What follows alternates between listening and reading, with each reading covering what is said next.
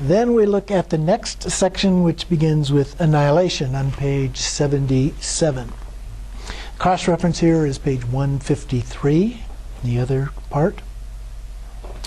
So first we have liberation through annihilation, which is to bring benefit to all beings. And so one of the ways we do this is through generosity, pleasant speech, through guidance. However, there are certain malevolent beings that can be problematic, and these can be then subjugated through this special activity of annihilation, is what we're referring to here.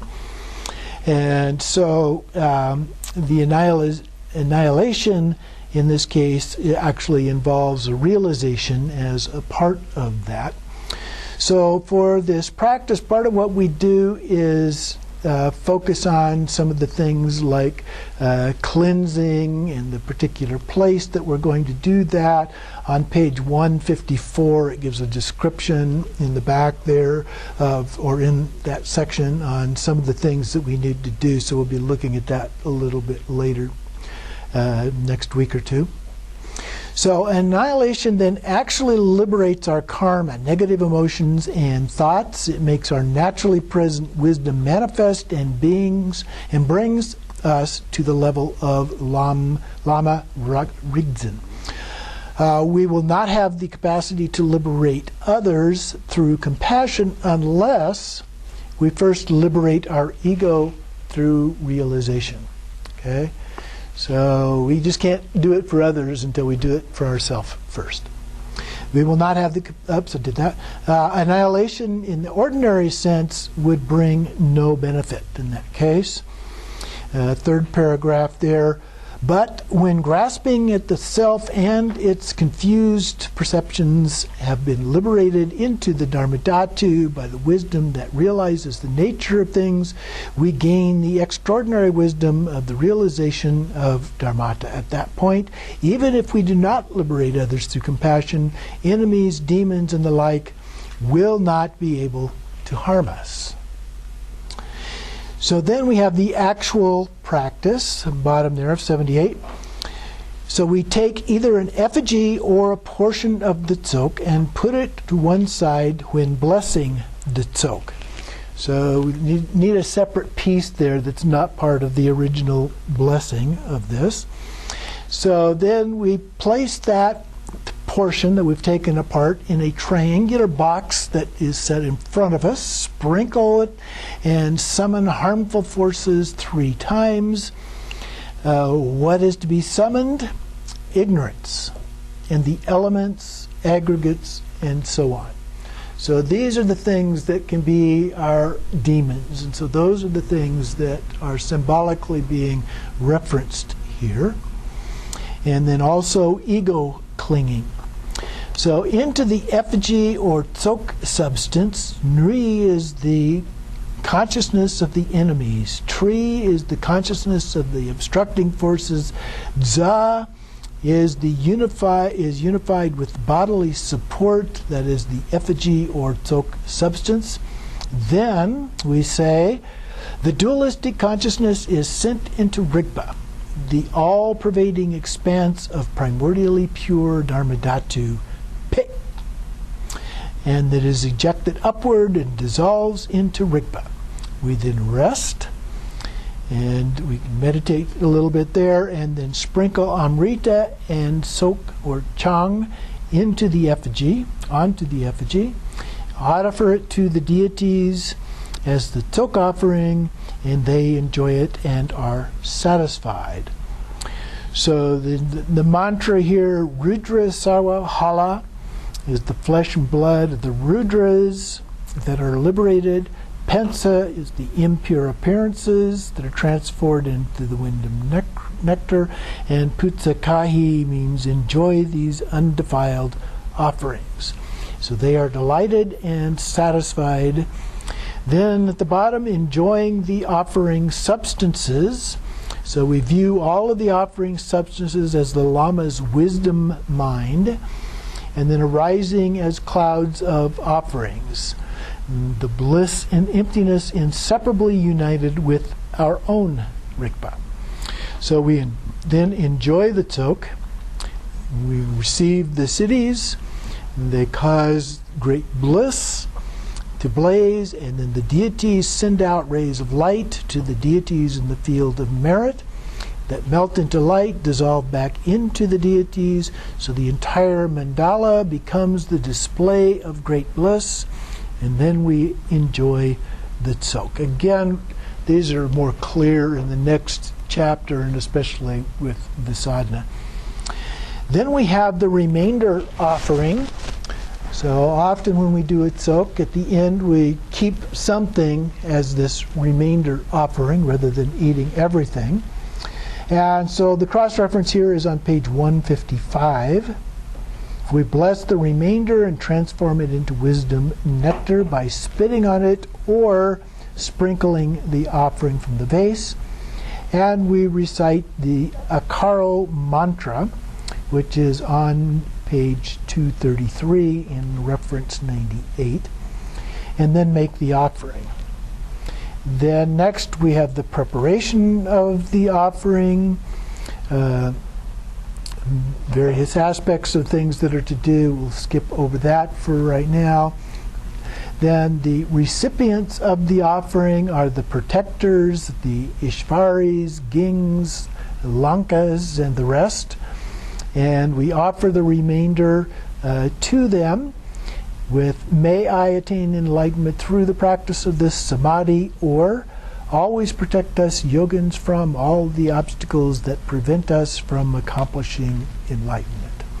So the mantra there is Utsita, which means remainder, Balengta means Dharma, Kai means accept or enjoy. Then as we recite the mantra, we make the offering, and then we dedicate it with the merit of this tzok offering and so forth, which is included, the full one is given on page 233 there in the end note number 100. So next we have a summoning, which is cross-referenced on page 156. We summon those to be annihilated, and which are the deities, and then they rise out of Dharmadhatu as the Lama Vidyadhara in the blazing form of the wrathful Hayagriva. So he arises in that form, and we request, with your wrathful activity, please crush any obstacle to our practice, the path that leads to great enlightenment. Please pacify and dispel sickness, famine, warfare, and so on. Next page, halt degeneration of the continuum of the elements in the environment and so forth. And then at the end there, protectors, do this right now. So we visualize ourselves as Guru Rinpoche. Many Hayagrivas emanate from our heart. They annihilate all those to be annihilated. Their flesh and blood is then blessed and transformed into nectar, the essence of wisdom. This is offered to the guardians, and it delights them as they are satisfied, and so forth. Then we have the covenant, called the Chito or Cheto, which is cross-referenced on page 157. So we sprinkle the Cheto Dharma with Amrita and Rakta. We bless it, transforms into wisdom nectar. The recipients are the protectors in this case. We remind the protectors of how they were bound under oath by Guru Rinpoche and others. And so this is called Cheta or covenant. There is a reference to this on page 234 in the end note of 102. So it goes through and it gives us the story of how all of this was done, and then it goes through talking about the terma associated with all of this. So this is kind of background information. And then on page 84 at the very top, we swiftly accomplish all of the actions which comprise the four activities of pacifying, enriching, magnetizing, and subjugating. So those are the four activities of a Buddha. Sometimes there's a fifth one, but in this case, the four. So the next part is offering to the Tenmen. These are the demons transformed into protectors. And so in the Longchen Ningtek we offer a torma, so we pour the rinsing water from the Chitta Torma over the torma from the Tenma and sprinkle it and bless it into nectar.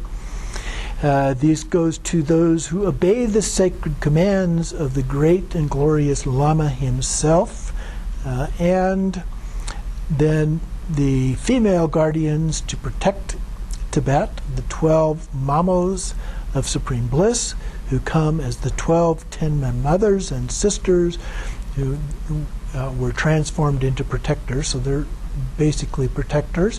The 4 female demons, the 4 Memos, the 4 Yakshis.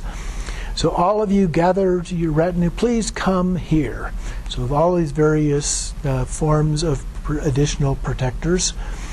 And then Maha Ring Ring Balengta Kahi, we make the offerings, it delights them, and they carry out our commands.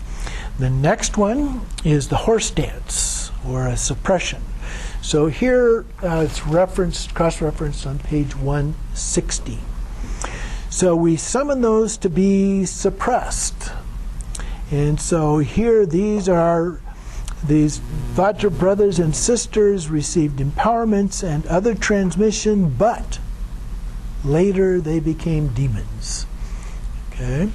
Since protection spheres could not block them, we now need to suppress them. Because they have taken these previously, they can just walk right through the protection spheres. So we need to suppress them in this way. And so we go through this, which is listed on the top of page 85 to do that. And then receiving the cities, which is cross-referenced on page 161. So there's some preparation here that we need to do. So if you're doing this during a retreat, you have to plan ahead that the day before we're going to do this, we need to do this preparation. So in the day before, after seeing the signs or after you complete the set number of mantras, in the afternoon session we arrange the substances, we replenish old offerings, we make some new ones. In the evening session then we follow the text up to the end of the offering praise section and we say Mahaguru mantra. That's that same one that I asked you to write down there.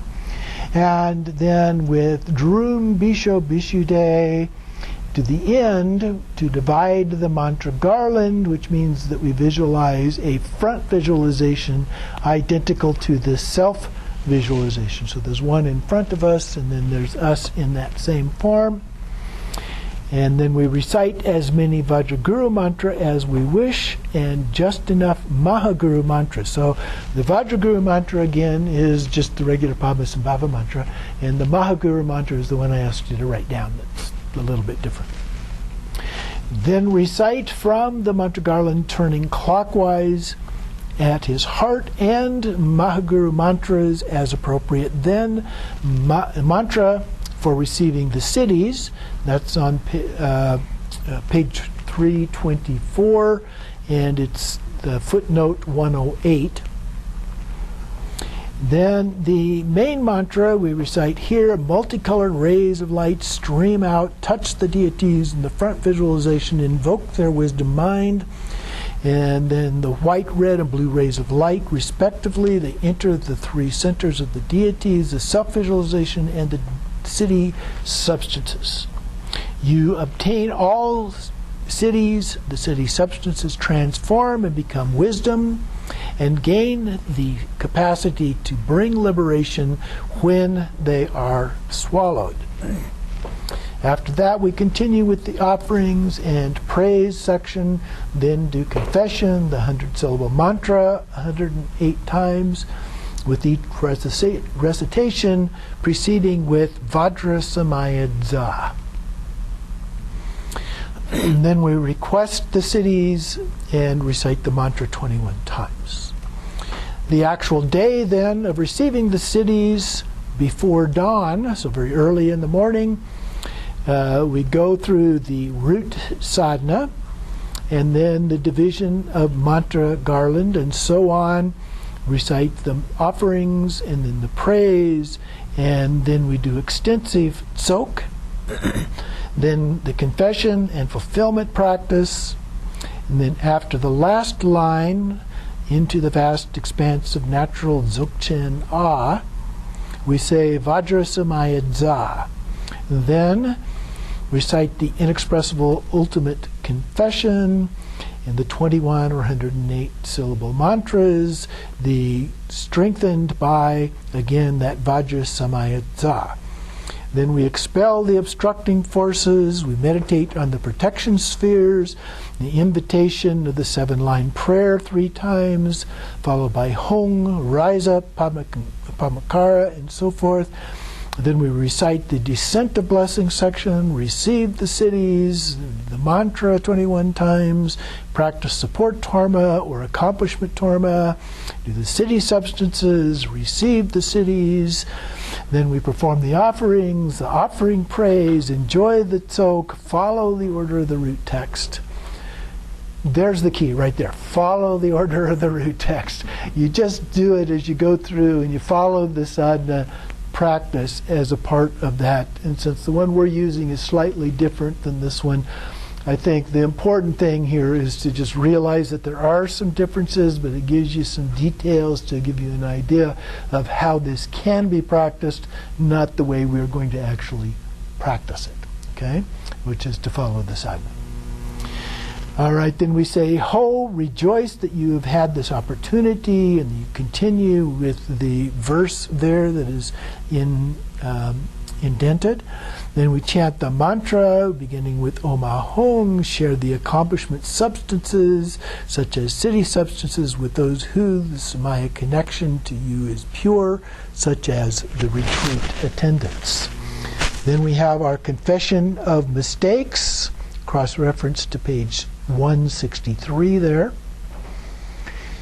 And so here to the deities of the mandala of Rigdzin Dupa we confess things like incomplete offerings, distractions, lack of clarity, confusion, mistakes, negativity. With intense regret we say, through this confession may all the deities forgive us. We recite the 100-syllable mantra, and the activity deity then dissolves back into the heart. Then the dissolution.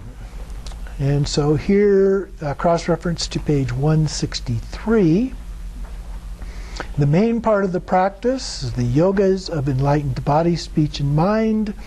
So we have the deity, the mantra, and the clear light, increasing subtle yogas to purify the extreme of permanence and so forth.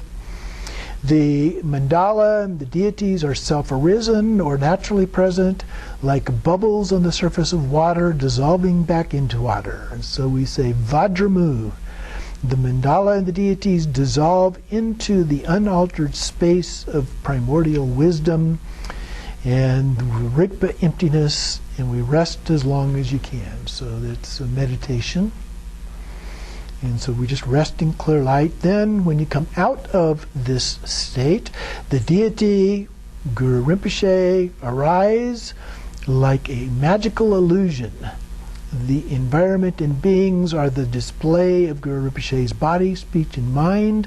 Maintain the awareness of yourself as Guru Rinpoche with the 3 seed syllables, and they are the armor equal to the deity. This is important.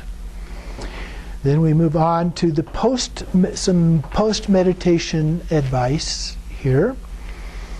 So we'll touch on some of these. Seal all that appears to the mind. So keep these things in mind. Don't forget about it. Once you are used to doing this, everything you do is a continuous flow of approach, accomplishment, practices. So it becomes something that we do 24/7. When we really master these practices, we really understand them from having repeated doing over and over and over again. So then we don't need to think about it. It happens as we go through our day. If you like, accomplishment is close at hand, and the power of the blessings will increase greatly. Khenchen Lama just says, let it happen naturally. Otherwise, going on to top of page 89 there, the next practice will be just like starting from the very beginning again. So we have to do this, we have to make some accomplishment as a part of this, and then the next time it will be different. Otherwise, we're just starting over again. So you would then lack any skill or stability and would take much longer to reach the accomplishment. Not even a hair's breadth of improvement. You will leave the retreat just another ordinary being, and that would be a tragedy.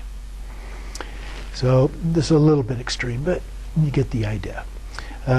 Recites from Jigme Lingpa's Mountain Dharma, how difficult it is to obtain a human body, how difficult it is to meet the Dharma, how rare it is a qualified teacher, how numerous are the gateways to evil. There is no one who will not die one day.